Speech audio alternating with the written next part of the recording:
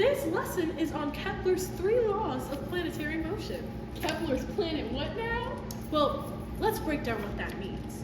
Kepler was an astronomer. That means he studied the stars. That's right. He was especially interested in planets and how they move. Planetary motion means the movement of the planets. Some people used to believe the Earth was at the center of our solar system, but Kepler helped develop this model to help us understand how space actually looks like. So Kepler came up with the 3 rules about how planets move? Ooh, and he showed us the sun was at the center of our solar system. He sounds really cool. These rules may sound complicated, but I'll make sure you understand them. The first law is planets orbit in an ellipse. Who's Olympus? That's not a person. It's a shape. Oh, an ellipse looks like a stretched circle, almost like a football or an eye. Let me show you.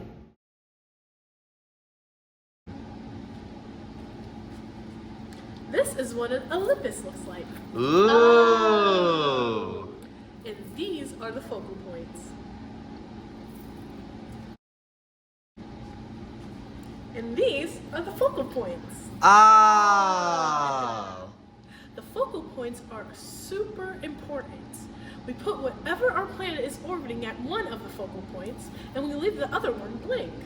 The ellipse is the path the planet follows as it travels around the focal point. So Kepler's first law is that planets move in an ellipse around a focal point? Yep. And the Earth's focal point is the sun. This is actually how the seasons happen. No one asked. Oh. Well, let's go back to our clubhouse. Let's get to Kepler's second law. This one is the hardest one. I'm scared. Just breathe. Don't worry. We can tackle it together. The second law is, as planets move around its orbit, it sweeps out equal areas in equal time.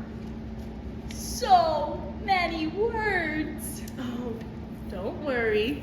What Kepler was trying to say is that planets don't orbit at a constant speed. They can go faster or slower depending on how close they are to the focal point.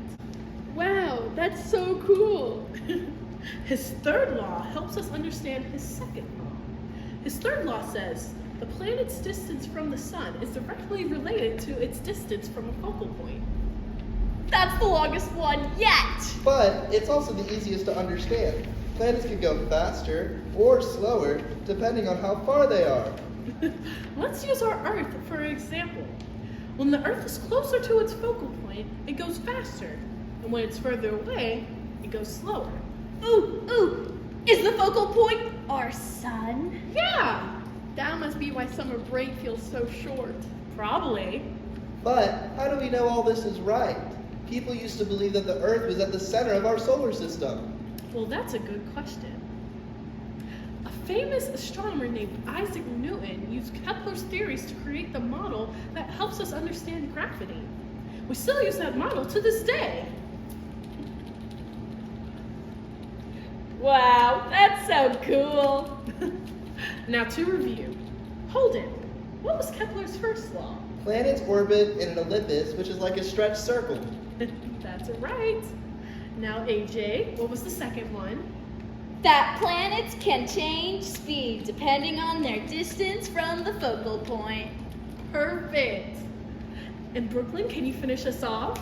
Planets closer to the focal point move faster, and planets further away go slower. Awesome job, class. I am so proud of you guys.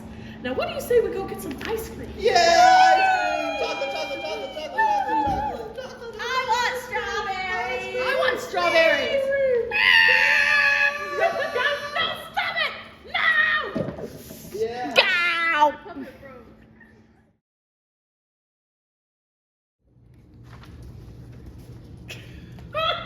Action.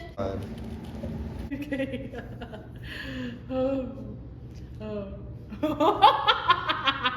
Log in. Third law is as planets move around its orbit. Did I say that already? Huh? I don't know. I need to check my position. Okay. No, you're fine.